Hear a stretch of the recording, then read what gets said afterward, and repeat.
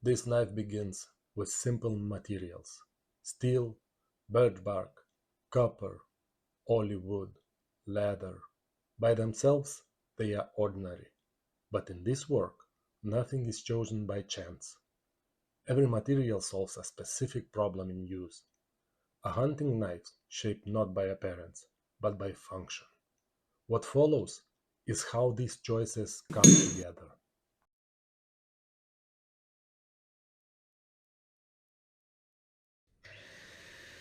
The blade starts from X12 MF steel, a high carbon, high chromium tool steel. In composition, it is close to D2, known for wear resistance and edge retention under demanding use. For hunting knife, that matters more than maximum hardness alone, because in the field, a blade is used far longer than it is sharpened. The steel is prepared before any forging begins, cut, measured, and set for the first heat.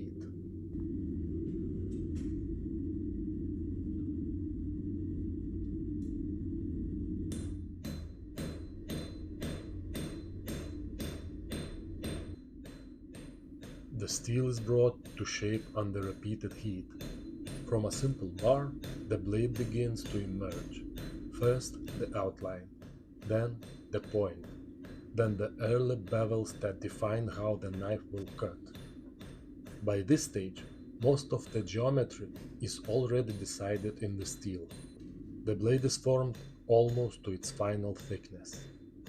This reduces the amount of stock removal later and preserves the structure created during forging. The spine remains straight. The cutting edge is formed with minimal curvature, a shape intended for controlled work in the field, not for slicing motion alone.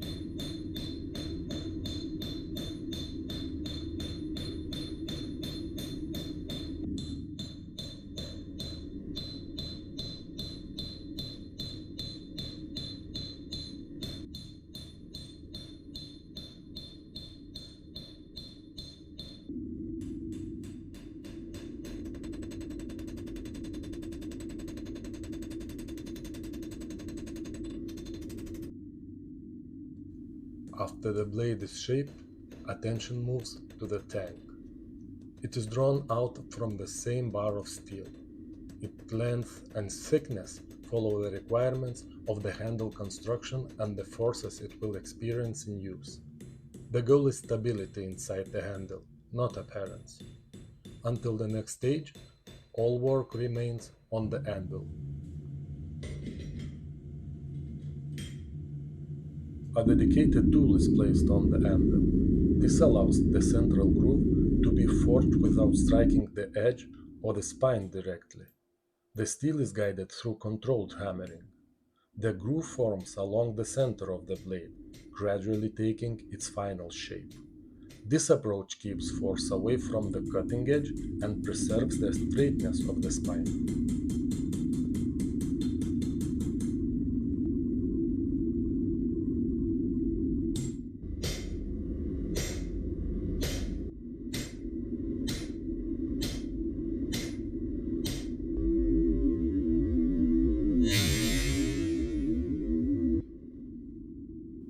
Different explanations exist for this feature, some associate it with reducing weight, others link it to forging efficiency and traditional production methods. Here, the groove is treated as a functional geometry. Material is removed where strength is not critical, while rigidity is preserved along structural lines of the blade.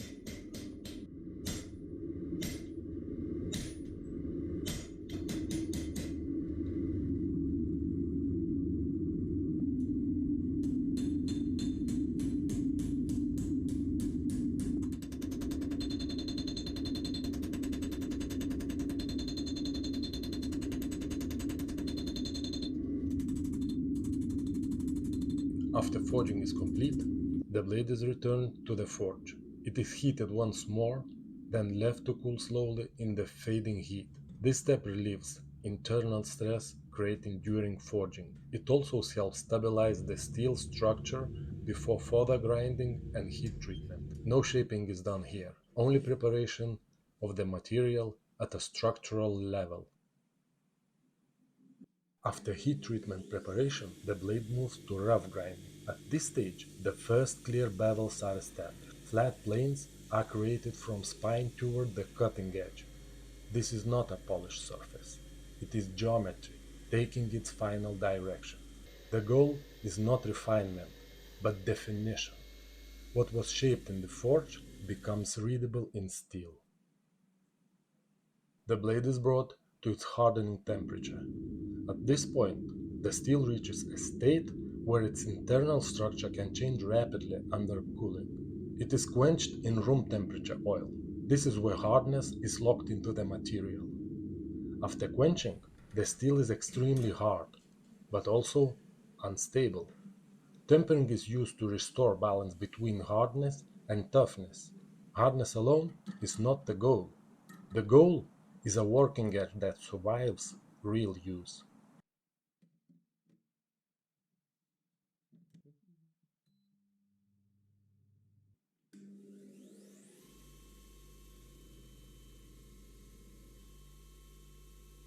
After heat treatment, the blade is brought to its final geometry.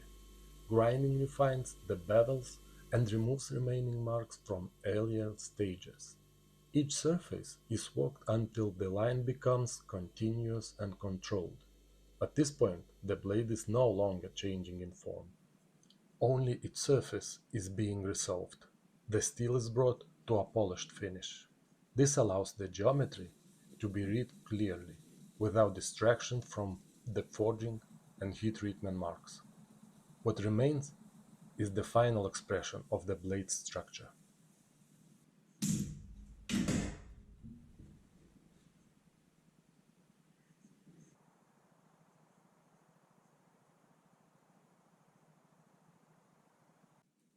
For centuries, birch bark has been valued wherever winters are long and the climate is harsh. It is light, durable, naturally resistant to moisture, and remains comfortable to hold even in freezing temperatures. Finding suitable bark is not always easy. Not every birch yields material that is clean, even and strong enough for a knife handle.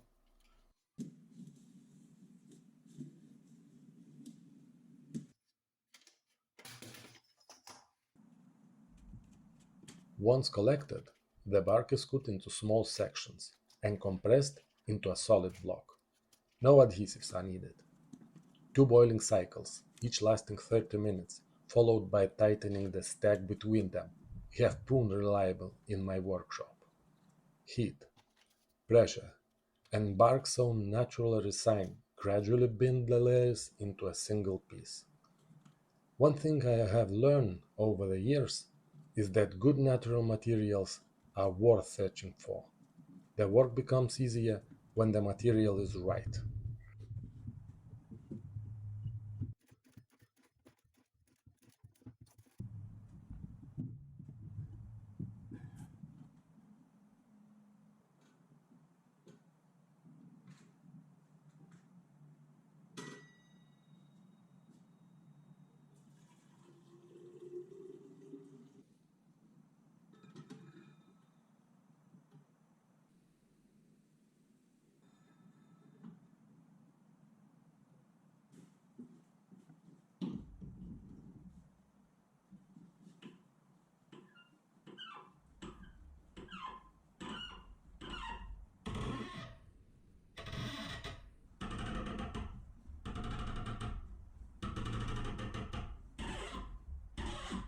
The quality of the handle often depends on decisions made long before the first tool touches the material.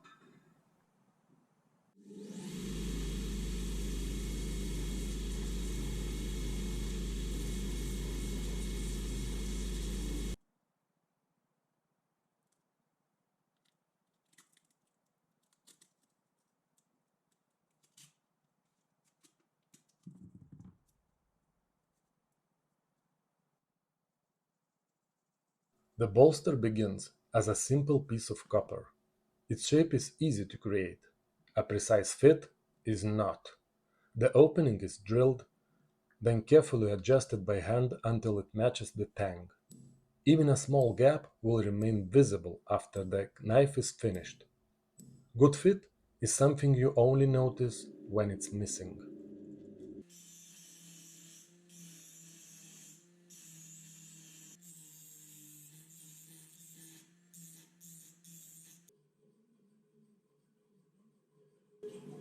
Copper has long been used on working knives.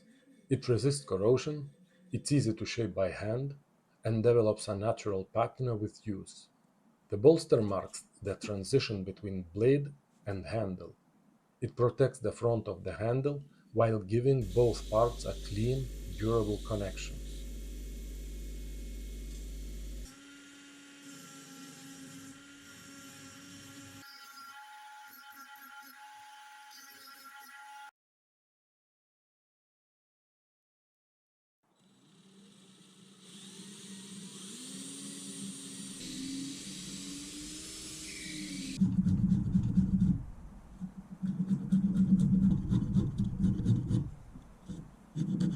Before the handle is finished, the knife is assembled with a temporary threaded tang. This method allows every part of the handle to be shaped, tested, and adjusted before the final assembly. It makes precise fitting easier and reduces the risk of damaging finished part later.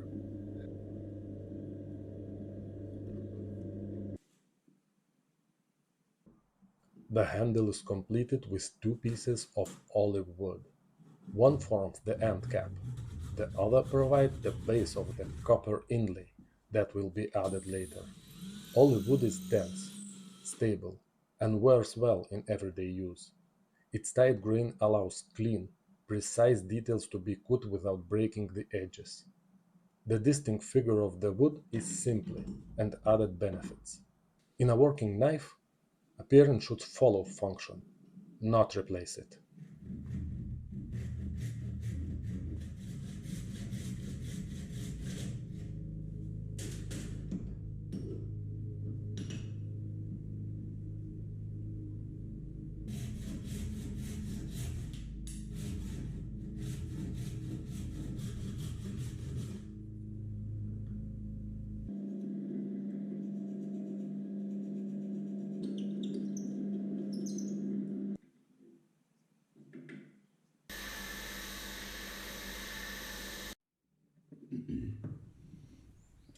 Before any decorative work begins, the handle is assembled and shaped to its final form. Only then is it taken apart again. This allows every surface, every curve, and every transition to be established before the inlay is added. Decoration should never determine the shape. The shape should determine where decoration belongs. Any correction made after the inlay is finished risks damaging many hours of careful work. Taking the handle apart at this stage may seem like an extra step. In practice, it is often the safer and more accurate approach.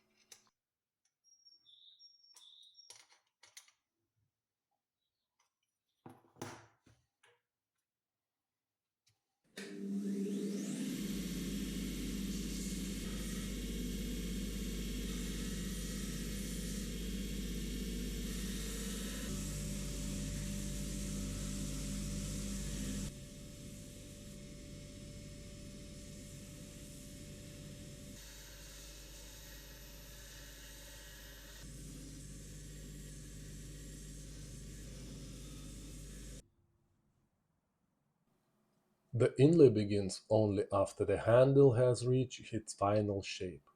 At this stage, the position of every line is already decided. Copper behaves very differently from steel or wood. It is softer, more forgiving, yet every small gap remains visible.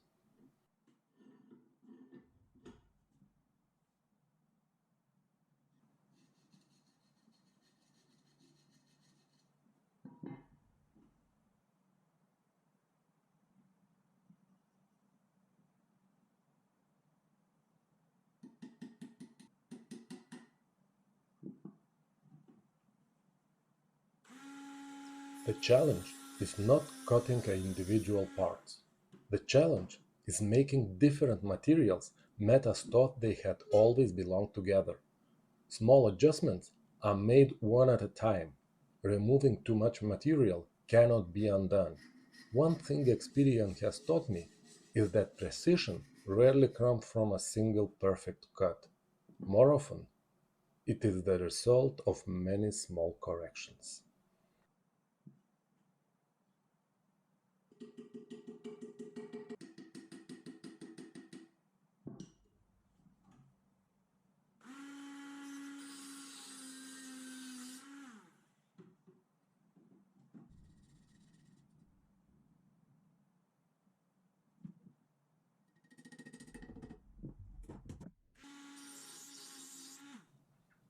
Traditional knives often reflect the landscapes where they were born. Good workshop methods travel much farther. The temporary threaded assembly used here comes from the tradition of the cuchillo canario. It allows every part of the handle to be fitted, refined, and checked before the knife is permanently assembled.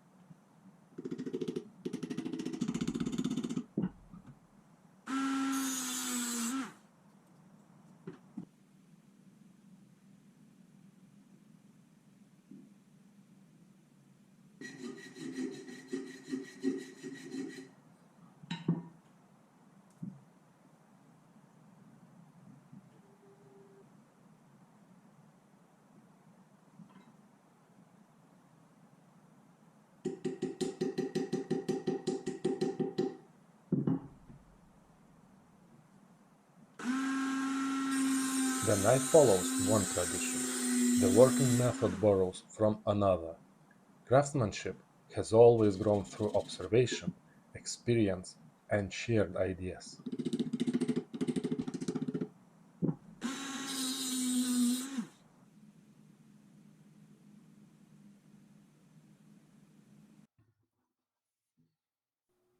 With every part completed, the knife is assembled for the last time. There should be no surprises at this stage. Every adjustment has already been made. Every surface has already been fitted. Final assembly is not the moment to solve problems. It's the moment to confirm that every aerial decision was the right one.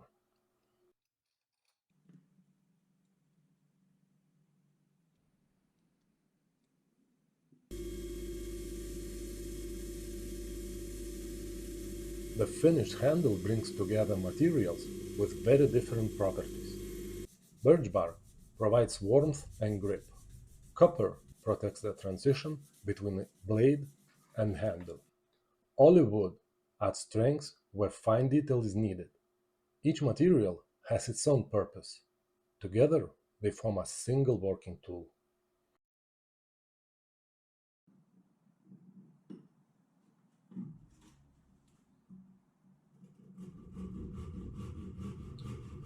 The sheath begins with the ash wood, chosen for its balance between strength and workability. It can hold shape under pressure, yet remain stable in changing humidity. The carving defines the internal cavity of the sheath. It's not shaped for appearance, but for a precise fit around the blade. Every millimeter matters. Too loose, and the knife will move. Too tight, and moisture or temperature changes will cause stress over time. The goal is controlled contact, not force.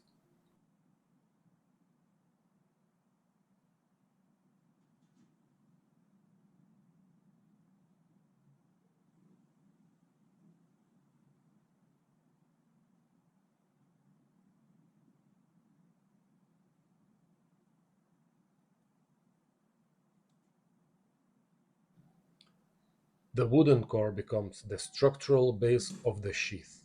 Everything else will be built around it. In traditional Yakut knives, The sheath is not a separate accessory. It is a part of the system that protects both the blade and the user in harsh conditions. Wood provides structure. Leather will later provide protection.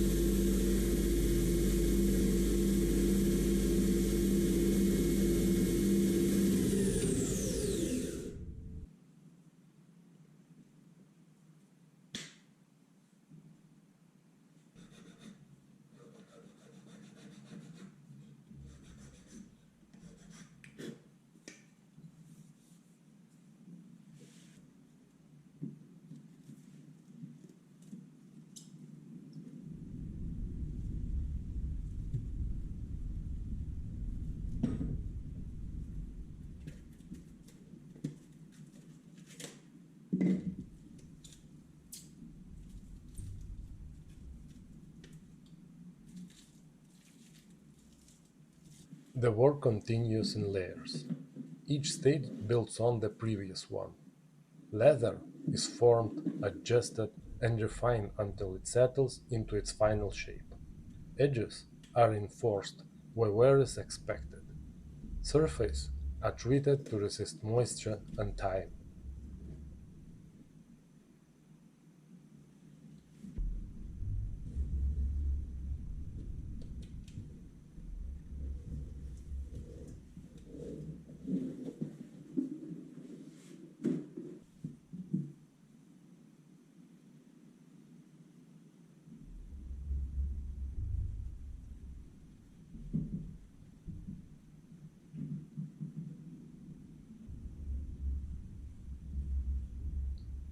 Leather often gives the impression of being an easy material to work with.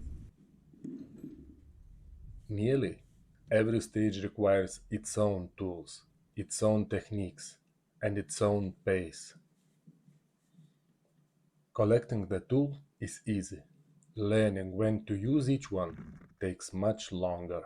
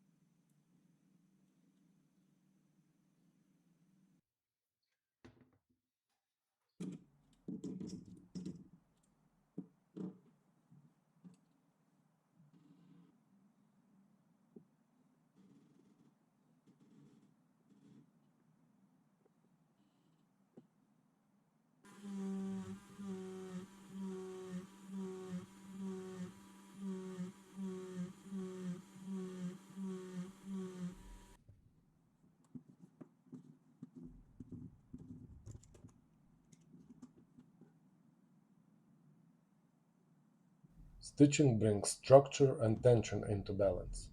Dye and wax complete the surface, but do not define it.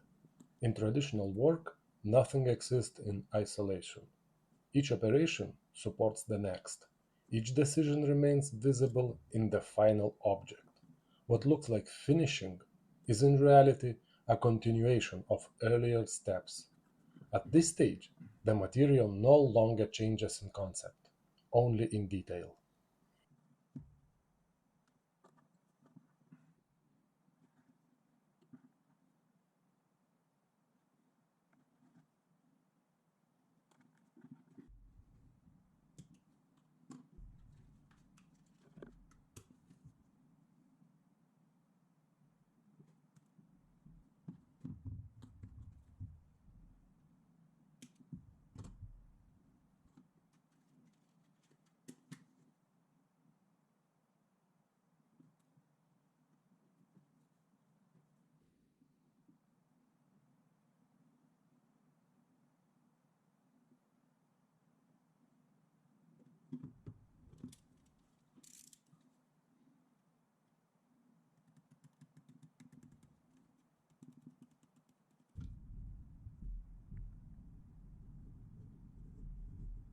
Vegetable tanned leather continues to change long after it leaves the tannery. Water, pressure, and time all influence how it behaves. That is one of the reasons it has remained a preferred material for traditional sheath for centuries. It can be shaped when needed.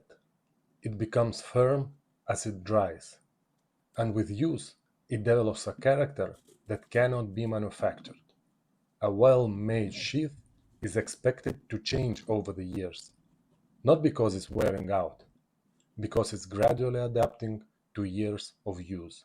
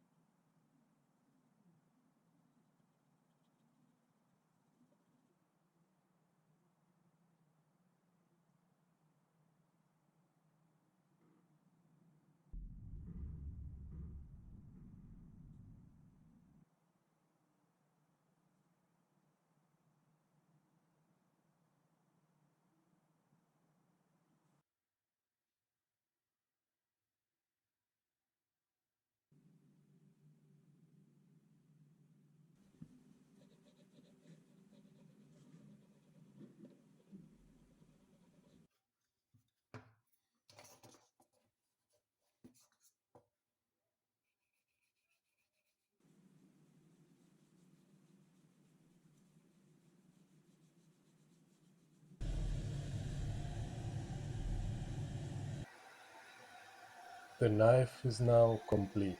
What remains is the result of every earlier decision. Materials that began as a separate elements. The blade carries the geometry established during forging and grinding. The handle provides balance, grip, and stability in use. The sheath completes the system, protecting both blade and user. Nothing here is decorative in isolation. Every detail serves a function within the whole. In practice, a tool like this is judged not by appearance, but by how consistently it performs its task over time. What began as a separate materials has become a working object.